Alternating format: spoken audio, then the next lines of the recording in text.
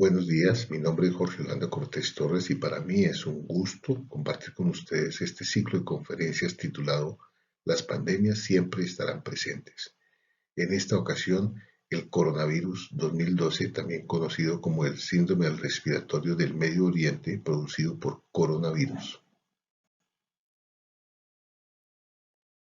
He tomado esta revisión por cuatro razones. Una, debemos conocer los coronavirus previos para comprender mejor el COVID-19.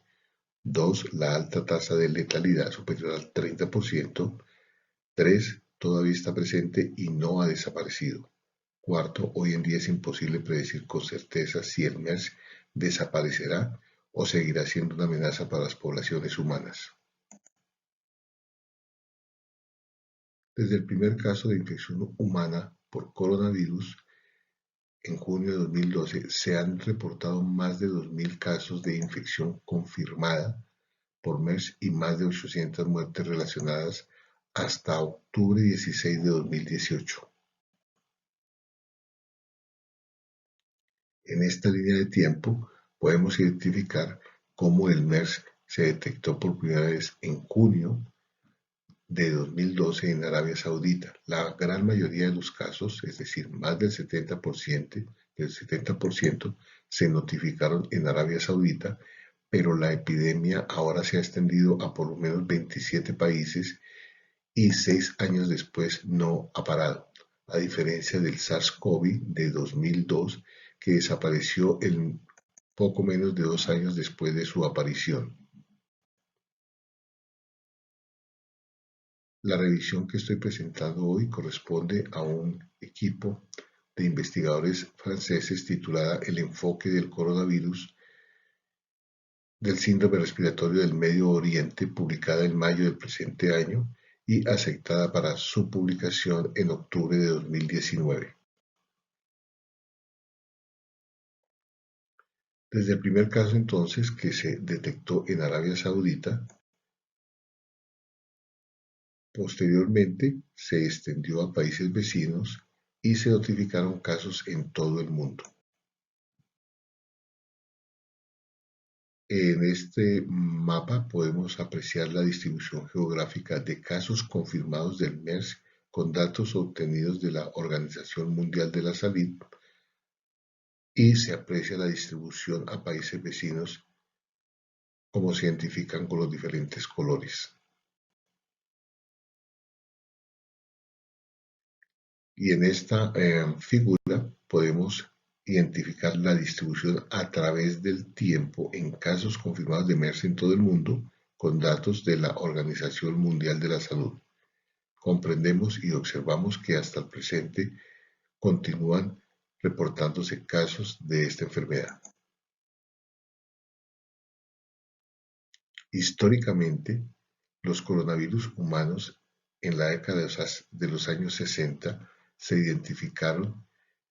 se consideran como los responsables de infecciones respiratorias leves o gravedad moderada en humanos y los primeros identificados corresponden al 229E y al OC43. 42 años después, a pesar de que estos virus habían sido identificados en varios reportes como causantes de infecciones del tracto respiratorio inferior, en general se había aceptado que eran virus de baja patogenicidad hasta la aparición en el año 2002 del SARS-CoV. Tratándose de un virus con una tasa de mortalidad estimada cerca del 10%, este brote SARS provocó más de 8.000 casos, finalmente se contuvo 2 años después y en 2004 el virus ya no se volvió a detectar desde entonces.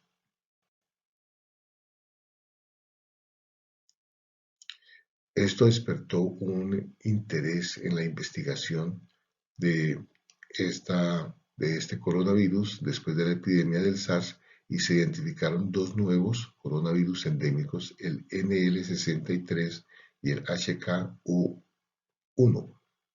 Estos son los primeros COVID identificados pero desafortunadamente no pudieron replicarse en cultivo celular. Ambos fueron responsables de infecciones respiratorias de gravedad moderada, como los coronavirus primeros de los 60, el 229E y el OC43.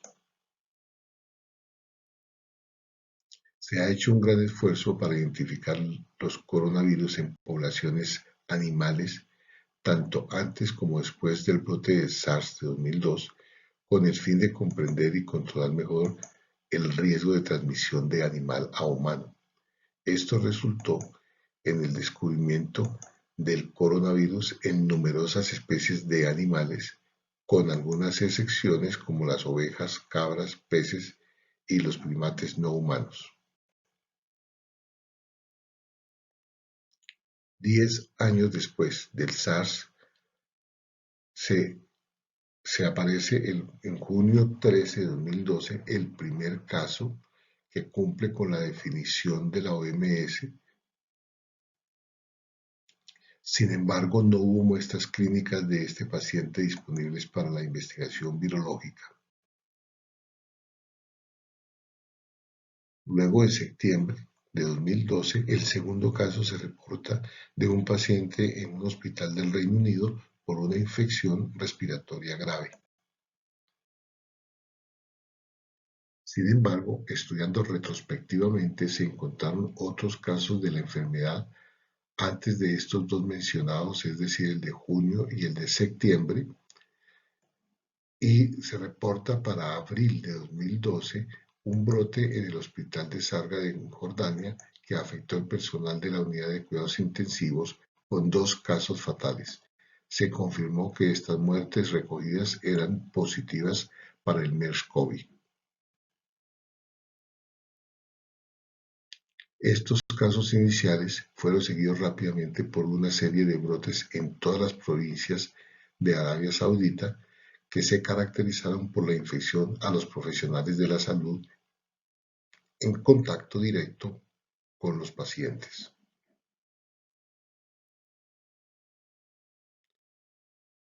En cuanto al reservorio natural del MERS-CoV, después de la identificación de este virus, se hizo un gran esfuerzo por encontrar qué especie de animal se originó para la propagación de la enfermedad en los humanos. Se determinó rápidamente que este MERS-CoV estaba genotípicamente estrechamente relacionado con los virus del linaje C del beta coronavirus identificados en los murciélagos. Sin embargo, no se encontraron pruebas concluyentes que demuestren que los murciélagos fueran el reservorio natural de este síndrome respiratorio del Medio Oriente, de la península arábiga. Se identificaron vínculos epidemiológicos muy fuertes entre los casos humanos y los camellos dromedarios que dieron como resultado el aislamiento del virus de los camellos que estaban directamente relacionados con el MERS y que podían replicarse en células humanas cultivadas. La investigación con el suero de los camellos dromedarios, algunas de las cuales fueron recolectadas incluso desde 1983, demostró que el virus ya estaba muy extendido y que la tasa de seropositividad era superior al 80% en los países de África Oriental, y los camellos dromedarios provienen de la península arábiga.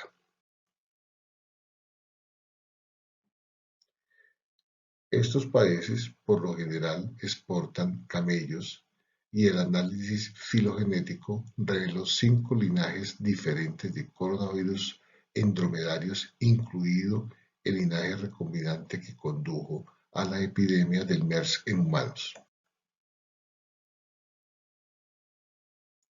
Desde la taxonomía del orden de los nidovirales, el MERS-CoV es un beta coronavirus que pertenece al linaje C. Este virus está envuelto con un genoma de ARN monocatenario de sentido positivo de aproximadamente 30 kb, o sea, 30 kilobase, y que usualmente bajo la microscopía electrónica estos pirones son generalmente esféricos con proyecciones superficiales, es decir, con picos formadas por la proteína superficial que se llama la proteína S, creando una imagen similar a una corona solar. El genoma del ARN monocatenario de sentido positivo actúa como ARN mensajero con un casquete 5' y una cola 3'.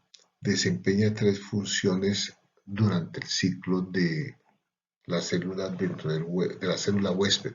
Primero, actúa como la molécula de ARN inicial para el ciclo de infección. Segundo, es la plantilla de replicación y transcripción. Tercero, es el sustrato, el que se empaqueta en las partículas virales recién ensambladas. El genoma del MERS está organizado de la misma manera que otras especies de coronavirus. Los primeros 2/3, observamos aquí en color gris, contienen dos marcos de lecturas superpuestos, conocidos como el ORF1A y el ORF1B, que se traducen en el complejo de replicación-transcripción que incluye 16 proteínas no estructurales.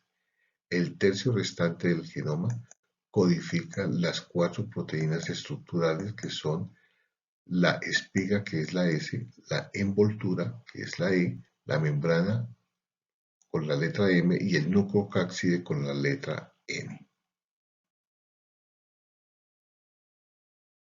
Además de esto, 5 proteínas accesorias conocidas como el ORF3, el ORF4A, ORF4B, ORF5 y ORF8B, que son necesarias para la replicación del genoma, pero que probablemente también están implicadas en la virulencia.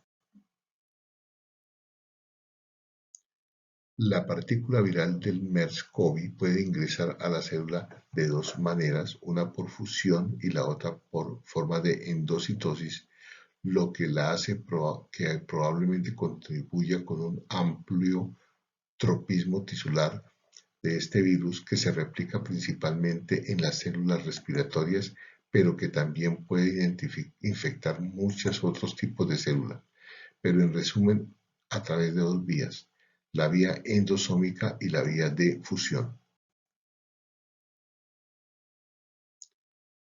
En cuanto a la proteína S para que cumpla este ciclo después de entrada en el citoplasma, es descubierta del nucleocápside del virus. El AR genómico viral se traduce para producir dos polipéptidos, que es la poliproteína 1A y la poliproteína 1AB.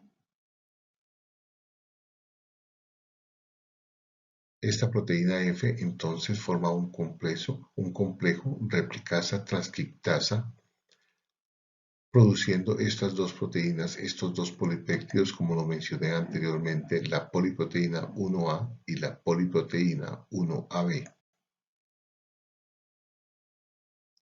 El complejo de replicación luego replica el ARN genómico y produce otros ARN subgenómicos que aseguran la traducción de las proteínas estructurales. El ARN genómico para producir 16 proteínas no estructurales que se ensamblan en el complejo de la replicación. La proteína M de la membrana impulsa el proceso empaquetando, seleccionando y organizando los componentes de la envoltura viral en los sitios de ensamblaje, interactuando con el nucleocápside para permitir la gemación. Los virones se ensamblan en la membrana del retículo endoplásmico a medida que las proteínas virales y el ARN genómico se agrupan y luego brotan en el lumen del retículo endoplásmico. Los virones luego se exportan a través de la vía secretora del retículo endoplásmico al compartimiento inmediato de Golgi y luego al entorno extracelular.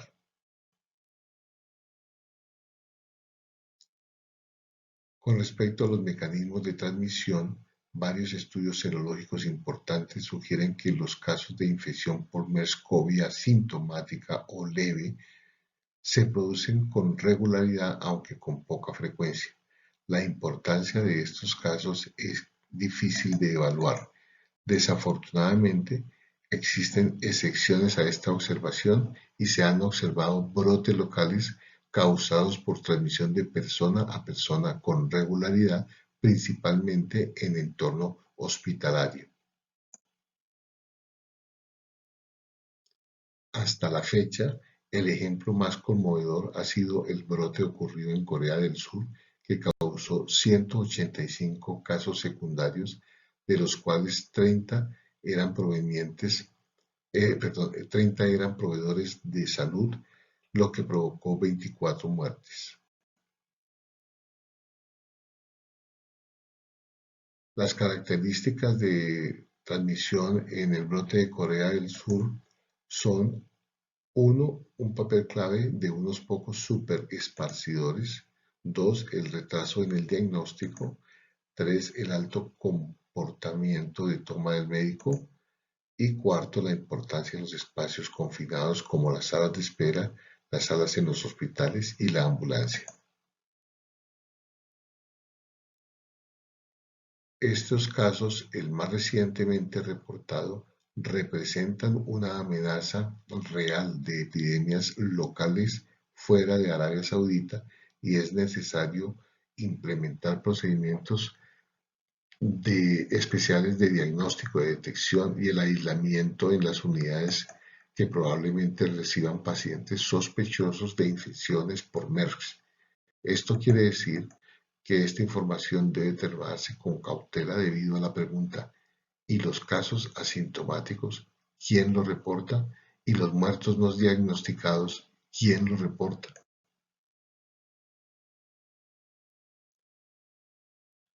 Uno de los aspectos importantes en la transmisión son las medidas preventivas para los viajeros.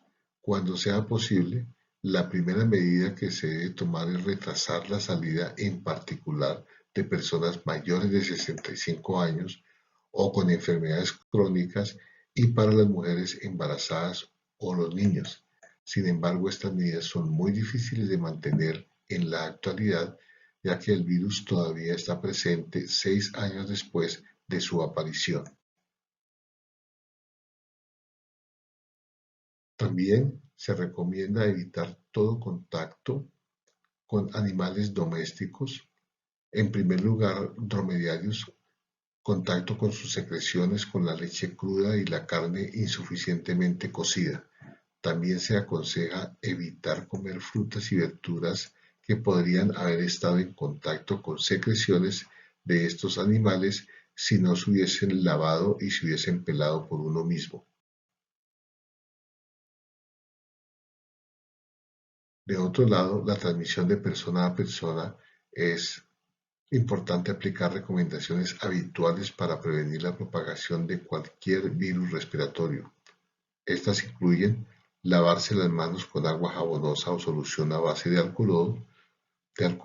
2. Cubrirse la nariz y la boca al estornudar. 3. Abstenerse de dar la mano y tocarse la boca y la nariz con las manos. Y 4. Evitar el contacto con personas con síntomas respiratorios.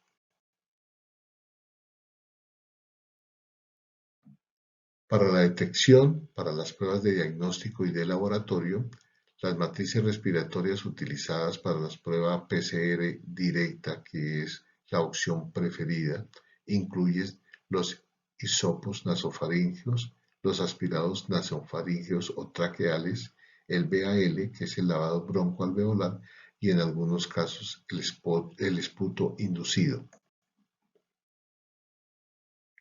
Con respecto a las pruebas de laboratorio y diagnóstico, la prueba más utilizada ha sido el PCR directa, con un tiempo de obtención de resultados relativamente largo que va de 24 a 48 horas.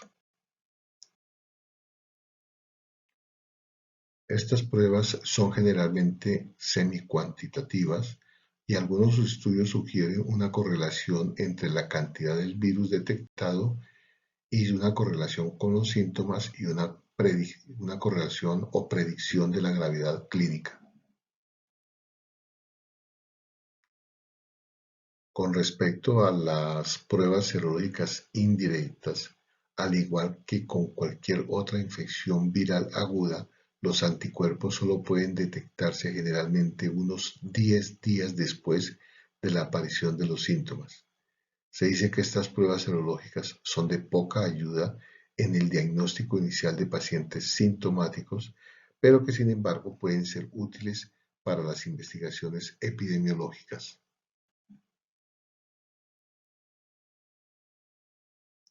El virón, las proteínas virales, la S que es la espiga y la N que es el nucleocápside, son altamente inmunogénicas y son dianas utilizadas ampliamente para las pruebas serológicas y se encuentran en todos los coronavirus. Estas pruebas o todos los métodos son técnicamente complejos y requieren un alto nivel de experiencia, lo cual restringe su uso a unas pocas instalaciones altamente especializadas.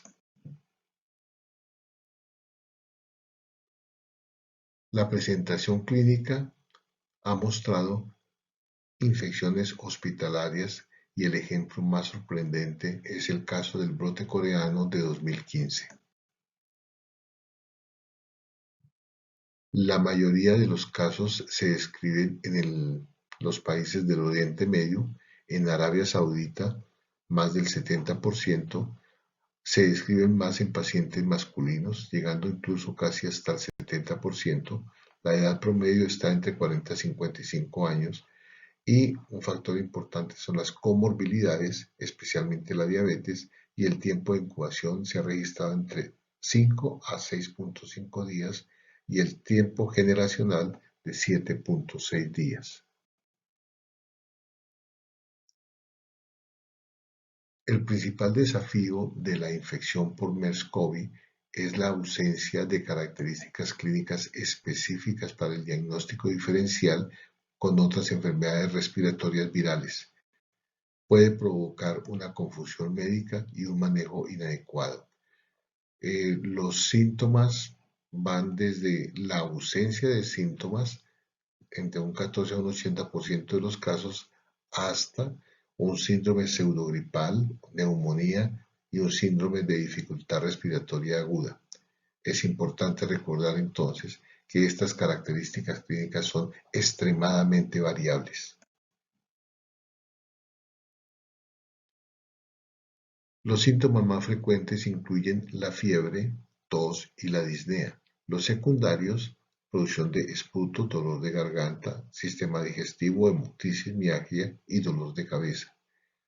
La diarrea es un aspecto importante a estudiar, dado que es significativamente más frecuente en pacientes infectados por MERS-CoV que en aquellos pacientes con otras enfermedades respiratorias febriles agudas. El otro tema es el MERS de la forma grave. El MERS en la forma grave tiene una mediana de tiempo hasta la insuficiencia respiratoria de 12 días después del inicio de los síntomas. Del 53 al 89% de los pacientes hospitalizados ingresan a una unidad de cuidados intensivos. Las características incluyen que se conoce como el síndrome de dificultad respiratoria aguda hasta en un 20%, la insuficiencia renal aguda, los casos más graves, insuficiencia orgánica múltiple, que puede ser mortal, y que el tercio de la población desarrolla neumonía.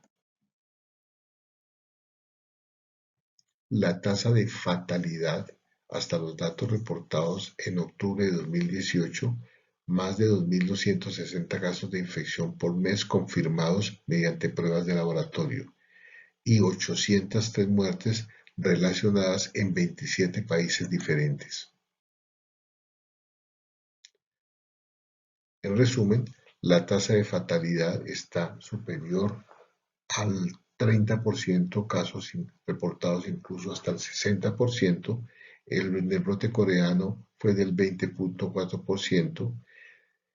Los pacientes que ingresan a la UCI, la tasa de fatalidad va del 58 al 90% y en pacientes jóvenes es del 10%.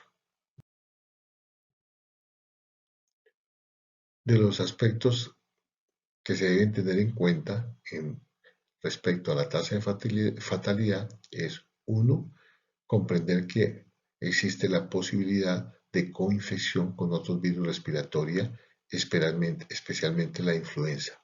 Y dos, las coinfecciones bacterianas. Estos son aspectos que incrementan la tasa de fatalidad. Con respecto a los hallazgos de laboratorio, no obstante que pacientes con infección respiratoria aguda en áreas endémicas, las infecciones se han asociado con recuentos normales de leucocitos y o polimorfos nucleares. Sin embargo, las transaminasas han estado elevadas, pero en general no hay hallazgos de laboratorio específicos para esta enfermedad.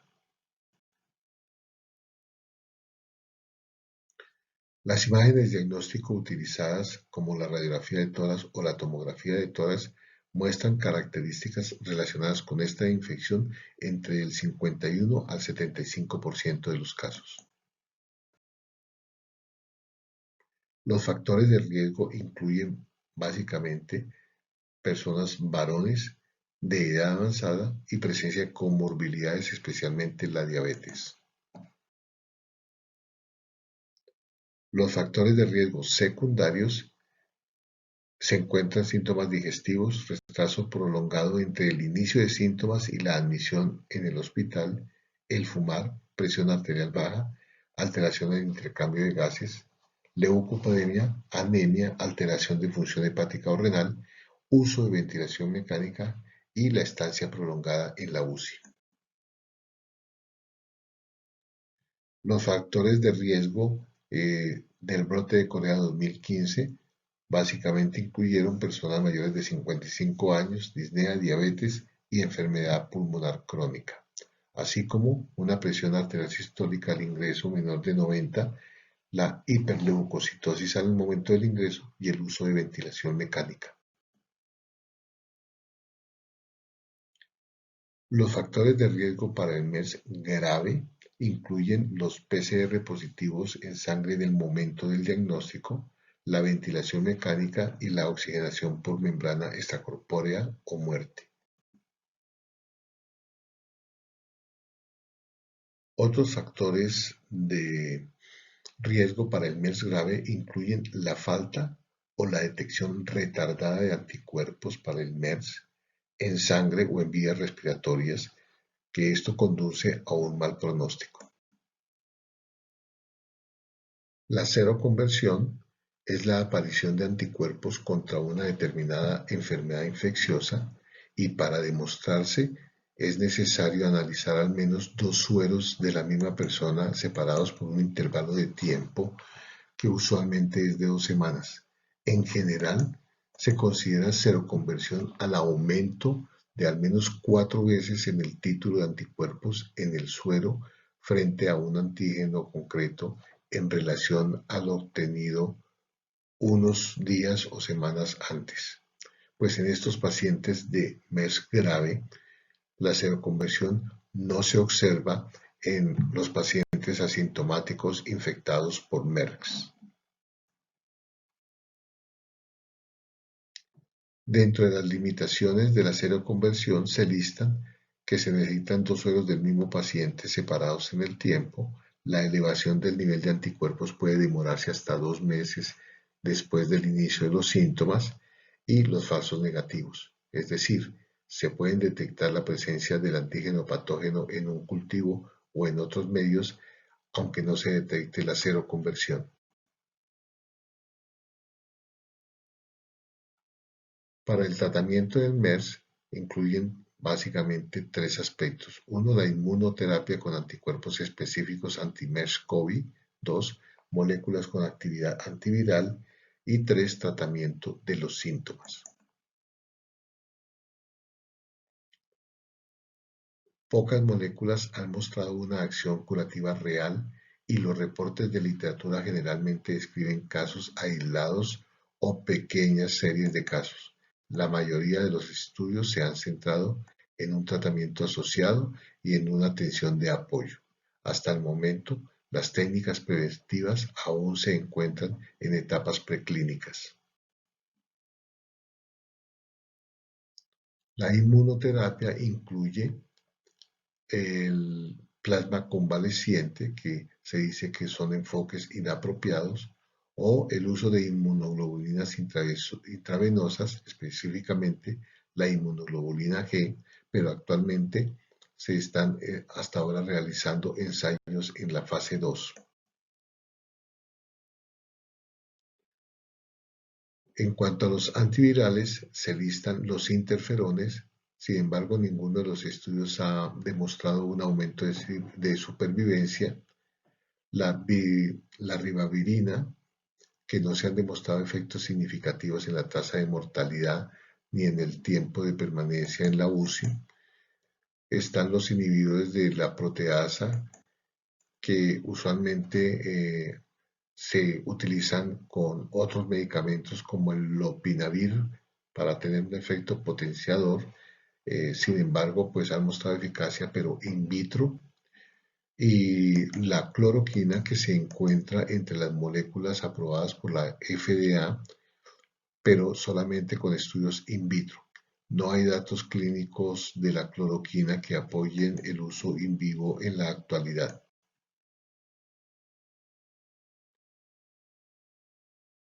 Otros antivirales está la nitazoxamida, el MMF, alisporrivir, el silvestrol, en donde los datos son insuficientes, no hay datos ni estudios clínicos que apoyen su uso in vivo en la actualidad. Con respecto a los corticosteroides, pues se han reportado eh, que la mortalidad es superior y retardan la eliminación del virus, por lo tanto los corticoides no están recomendados. La terapia con oxigenación por membrana extracorpórea, este estudio ha mostrado resultados que apoyan el uso como un tratamiento de rescate en pacientes con MERS con insuficiencia respiratoria, como es el caso, así como en el caso de otras enfermedades respiratorias.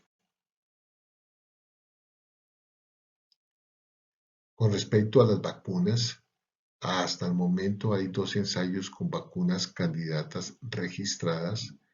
Se planeó que este ensayo durara un año y comenzó en 2016, pero aún no hay resultados disponibles. El otro, en la Universidad de Oxford, inició un segundo ensayo de fase 1 en enero de 2018. La inclusión de los pacientes está actualmente en proceso. Muchas otras vacunas candidatas que utilizan varias tecnologías diferentes se encuentran en una etapa de desarrollo menos avanzada. Las conclusiones de estos investigadores franceses dicen que la epidemia del MERS comenzó en 2012 y que, en contraste con el SARS de 2002, el cual desapareció 2 años después, el MERS del Medio Oriente continúa persistiendo 6 años después de su aparición, y que, aunque la enfermedad no se ha convertido en una pandemia, se han producido brotes en todo el mundo. Hoy en día es imposible predecir con certeza si el MERS-CoV desaparecerá o seguirá siendo una amenaza para las poblaciones humanas. Los determinantes epidemiológicos y virales de la aparición del MERS-CoV del Medio Oriente son difíciles de comprender debido a que la alta tasa de seropositividad de los camellos dromedarios africanos, pero no en una enfermedad similar en poblaciones humanas locales.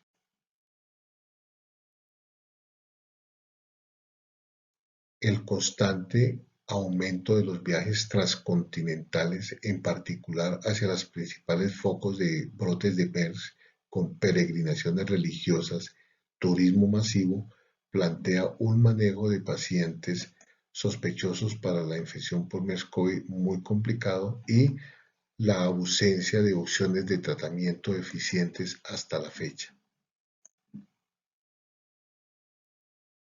El principal problema en los países no endémicos es detectar un caso de MERS entre un gran número de pacientes no MERS.